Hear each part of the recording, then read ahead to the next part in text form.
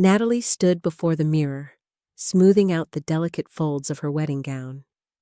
The intricate lace, so light and ethereal, felt like a cruel contrast to the heavy burden weighing on her heart.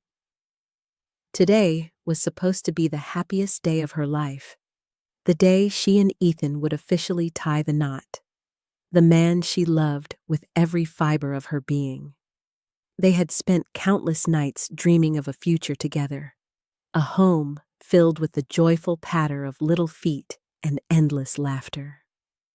Natalie gently rested her hand on her slightly rounded belly, hidden beneath the layers of white fabric, and a faint smile touched her lips.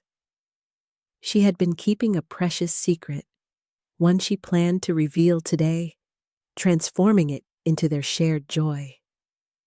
At the courthouse, waiting for Ethan, her heart raced like a wild drum, her palms clammy with nervous anticipation. Then she saw him striding toward her, handsome and self-assured, his presence commanding the room. Natalie couldn't tear her eyes away from him, her breath catching in her throat. She tugged him aside, her voice barely above a whisper. "I need to tell you something important." They slipped into a small, quiet room away from prying eyes. Natalie took a deep, shaky breath, trying to steady the storm of emotions swirling inside her. "Ethan, I'm pregnant," she said softly, her words trembling with hope. She held her breath, waiting for his reaction. In her mind, she pictured him breaking into a wide grin, sweeping her off her feet, and spinning her around in a burst of happiness. But instead, Ethan's face twisted into something unrecognizable, and he recoiled from her as if she were a stranger. "What did you just say?" he rasped, his voice rough with disbelief. "You're pregnant?" Natalie nodded, confusion creeping in as she searched his eyes for a hint of warmth. "Yes, Ethan. I wanted to tell you sooner, but I thought it would be a beautiful surprise for today." "A surprise?" he sneered, his tone dripping with bitterness. "You've just ruined everything!" Natalie felt the ground slip from under her. His words hit like a punch, leaving her stunned and speechless. "What are you saying?" she whispered, her voice breaking. "I thought you'd be over the moon." "Over the moon?" Ethan barked, his voice rising with anger. "I'm nowhere near ready for a kid. I've got plans, dreams. None of them include changing diapers or blowing my savings on baby formula."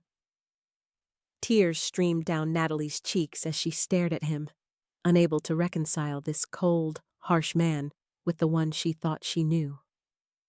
This wasn't the Ethan she had fallen for. This was someone cruel, selfish, a complete stranger wearing his face. "But what about us?" she sobbed, her voice barely audible. "What about the family we talked about?" "There is no us, no family," Ethan snapped, cutting her off with a finality that shattered her. "I'm done." "Done? What do you mean? Where are you going?" Natalie stammered, disbelief choking her words. "Away from you. I want nothing to do with this," he said, his voice icy as he turned on his heel and headed for the door. Natalie lunged after him, desperation clawing at her chest. "Please, don't leave," she begged, tears blurring her vision. "Think about the baby." Ethan paused at the threshold, but he didn't look back. "That baby is your problem, not mine. I owe you nothing," he said, and with that, he walked out, leaving Natalie alone in the sterile room, still clad in her wedding dress, her heart shattered into a million pieces, her dreams reduced to ashes. Hours later, Natalie found herself sitting on a weathered bench in a nearby park, still wearing the gown that now felt like a mockery of her hopes. The tears had dried, leaving salty streaks on her face, but the ache in her chest remained, a dull, unrelenting pain. She had no idea what to do next or where to turn. With no job, no savings, and a child growing inside her. The weight of responsibility felt crushing. Her parents lived far away in a small rural town, and she couldn't bear the thought of burdening them with her troubles. She had to find a way to survive, to stand on her own 2 feet. Slipping out of the wedding dress and into a simple pair of jeans and a sweater, Natalie set out to rebuild her life from scratch. She pounded the pavement, knocking on doors and applying at every shop, diner, and office she could find, but rejection followed her like a shadow. Either she lacked experience, or her visible pregnancy made potential employers hesitate. Days turned into a grueling blur until she stumbled upon a faded flyer taped to a lamppost. Help wanted, car wash attendants, no experience needed, daily pay. It wasn't glamorous, but it was a lifeline. The car wash sat on the edge of town in a gritty, bustling area where the roar of traffic never ceased and the air smelled faintly of gasoline and soap. Natalie rolled up her sleeves, ready to scrub away the grime of her past and carve out a future for herself and her unborn child, one sudsy car at a time. The job was grueling, hours on her feet, battling icy water, harsh chemicals, and a biting wind that cut right through her thin uniform. Yet Natalie didn't utter a single complaint. She needed every penny to support herself and the baby on the way. Her co-workers, mostly rough-around-the-edges men, eyed her with suspicion and skepticism. A pregnant woman scrubbing cars at a car wash was a sight they couldn't quite wrap their heads around. Still, Natalie carried herself with quiet pride, brushing off their snide remarks and crude jokes with a steely resolve. Her boss, Daniel, was a stern man but fair in his own way. He couldn't help but notice her dedication from the very start, watching how she threw herself into the work despite the odds stacked against her. One chilly afternoon, as Daniel observed her meticulously wiping down a sedan, he gave a rare nod of approval. "You're doing great, Natalie," he said, his voice gruff but genuine. "Not everyone could handle this gig, especially in your condition." "Thanks," she murmured, keeping her eyes on the task at hand, her tone soft but steady. "I just have to keep pushing forward." Daniel gave a curt nod, sensing the strength beneath her reserved demeanor. He didn't pry into her personal life, but he made a point to toss extra shifts her way, knowing full well how much she needed the cash. Natalie's life had become an endless loop of toil, long days at work, restless nights, hurried meals, and the occasional short walk to clear her mind. She rented a cramped room in a rundown boarding house, barely big enough for a sagging bed and a rickety old dresser. Each night, she'd lie down, resting a hand on her growing belly, whispering words of hope to her unborn child. "We'll make it through, little one. I'll do whatever it takes to give you everything you need." But one fateful day at the car wash, something happened that turned her world upside down. It was just another bitterly cold, windy shift, and Natalie was powering through the exhaustion and the ache in her legs as she hosed down a muddy SUV. Suddenly, a faint, pitiful sound caught her ear, a child's cry. Turning around, she spotted a small girl, no older than 5, standing near the entrance gate of the car wash.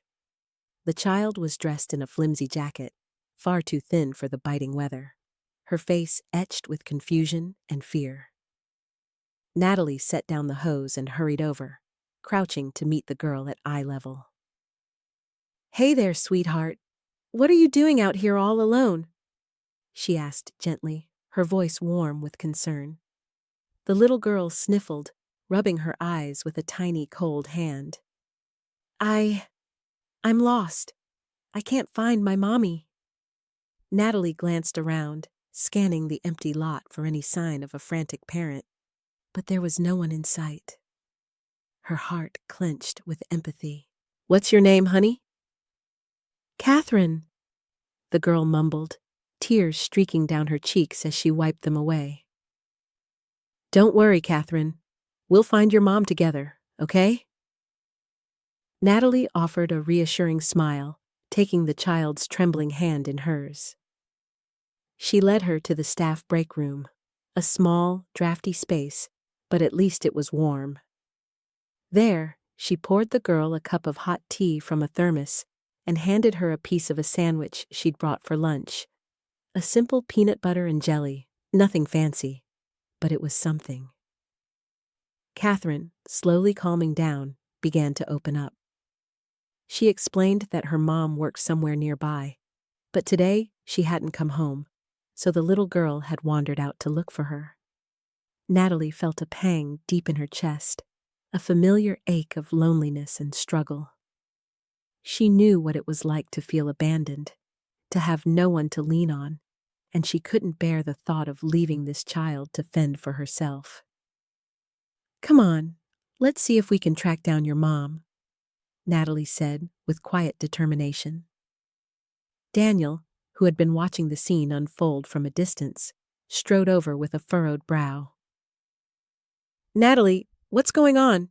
We've got a ton of work piling up," he started, his tone sharp. But when he caught the fierce, protective glint in her eyes, he backed off. "All right, fine. I'll cover for you. Just be careful out there." Natalie gave a quick nod of gratitude and took Catherine by the hand, stepping out into the chilly streets surrounding the car wash. They wandered block by block, asking passers-by if they'd seen a woman matching the vague description Catherine could provide, peeking into local diners and corner stores. But there was no trace of her mother. As dusk began to settle over the city, casting long shadows on the pavement, Natalie realized she couldn't leave the girl out in the cold. With no other option, she brought Catherine back to her tiny room at the boarding house. She scrounged up a modest dinner, some canned soup and crackers from her meager stash, and tucked the child into her own bed, wrapping her in an extra blanket. Natalie herself stayed awake well into the night, sitting on the edge of the mattress, her mind racing with worry and uncertainty about what to do next. By morning, she knew she had no choice but to contact the police and report the lost child, hoping they could reunite Catherine with her family. The search for the little girl's mother turned up nothing. No one had reported a missing child. Natalie, with a heavy heart but a determined spirit, decided to take Catherine in for the time being, at least until her family could be found. She couldn't quite put her finger on why she felt compelled to do so, but deep down, she knew it was the right thing. Catherine turned out to be an incredibly bright and kind-hearted girl, a true blessing in disguise. She pitched in with household chores, shared funny little anecdotes that brightened Natalie's day, and listened with wide-eyed wonder as Natalie sang lullabies to her unborn baby, her voice soft and tender in the quiet evenings. Over time, Natalie realized that Catherine had become more than just a temporary charge. She was family in every sense of the word. With that realization, she began the daunting process of filing for temporary guardianship, fully aware of the challenges ahead, but unable to imagine any other path. When Daniel learned of her decision, his eyebrows shot up in surprise. "Are you absolutely sure about this?" he asked, concern lacing his tone. "You've already got so much on your plate, and now a kid to look after?" Natalie's response was unwavering. "I'm sure," she said firmly. She shouldn't have to face the world alone. Daniel shook his head, but a flicker of admiration shone in his eyes. From that day, he started stepping up in ways she hadn't expected, dropping off groceries after a long day, offering to drive her home after her shift at the diner. Small gestures that spoke volumes. Slowly but surely, a genuine friendship blossomed between them. Natalie discovered that Daniel had endured his own share of hardship. He'd lost his family in a tragic car accident years ago and had struggled to piece his life back together. Yet, he'd found the strength to start over, opening a small car wash and lending a hand to anyone in need. With him, Natalie felt she could be herself, unguarded, her pain and hopes laid bare, without fear of judgment. One chilly evening, as Natalie was wrapping up her shift, wiping down the counter with a tired sigh, Daniel approached her hesitantly. "Hey, Natalie, got a sec?" he asked, rubbing the back of his neck. She nodded, drying her hands on a worn-out dish towel. "I've been thinking," he started, a touch of nerves in his voice. "You're doing an amazing job with Catherine, and I'd like to help out. Not just as your boss, but, as a friend, maybe more." Natalie's lips curved into a soft smile. "Thanks, Daniel. That means the world to me." Their conversations grew longer with each passing day, their meetings more frequent, filled with shared laughter over cups of coffee at the local diner. Daniel started spending time with both Natalie and Catherine, helping with errands, fixing up a leaky faucet in their cramped apartment, even taking Catherine to the park to toss a frisbee around. Natalie could feel the ice around her heart beginning to thaw, though she was wary after the betrayal she'd suffered at the hands of Ethan, a wound that still stung. But Daniel was different, steady, compassionate, and utterly genuine. One sunny afternoon, as the three of them strolled through the park, Catherine suddenly grabbed both of their hands, her small fingers warm and tight. "You're like my mom and dad," she chirped, beaming up at them. "But even better." Natalie and Daniel exchanged a glance, bursting into laughter, though beneath the humor lay a deeper, unspoken connection, a realization that something truly special was binding them together. Months passed, and Natalie was now in the final stretch of her pregnancy. Her anticipation mingled with nervous excitement. She and Daniel made the life-changing decision to tie the knot. Their wedding was a simple affair, intimate and heartfelt, attended only by their closest friends and family. Catherine, dressed in a delicate white frock, clung to Natalie's side, clutching her hand and proudly calling her Mom.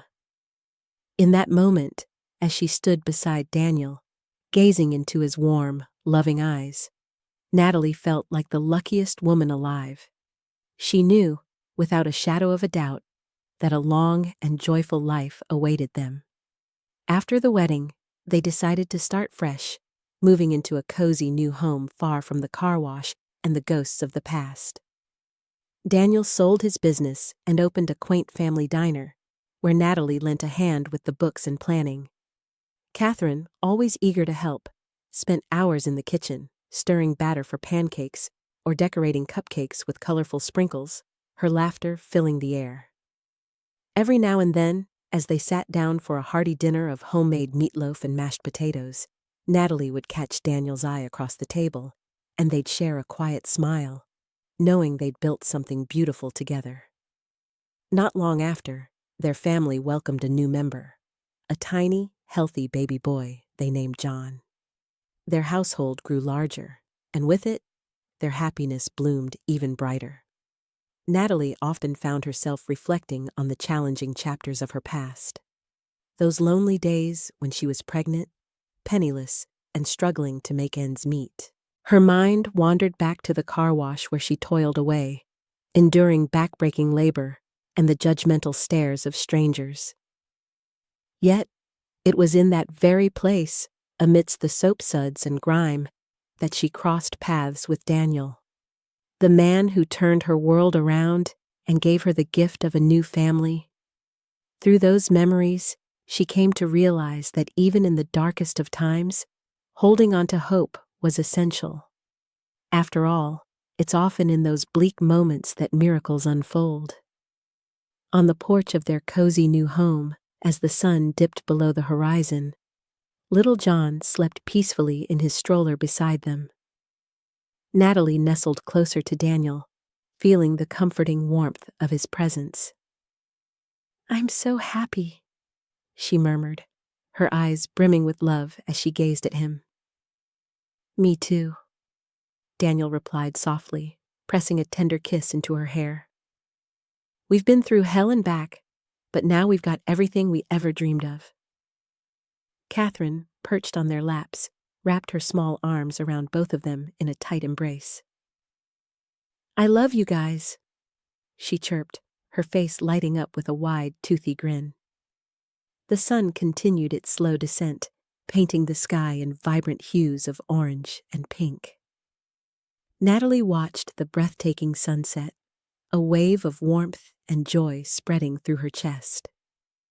She savored the quiet beauty of the moment, the gentle breeze carrying the scent of blooming flowers from their garden. She knew deep in her heart that everything would be all right. With Daniel by her side, Catherine's infectious laughter filling the air, and little John as the newest piece of their puzzle, she had her family, and that, she understood, was the greatest treasure of all.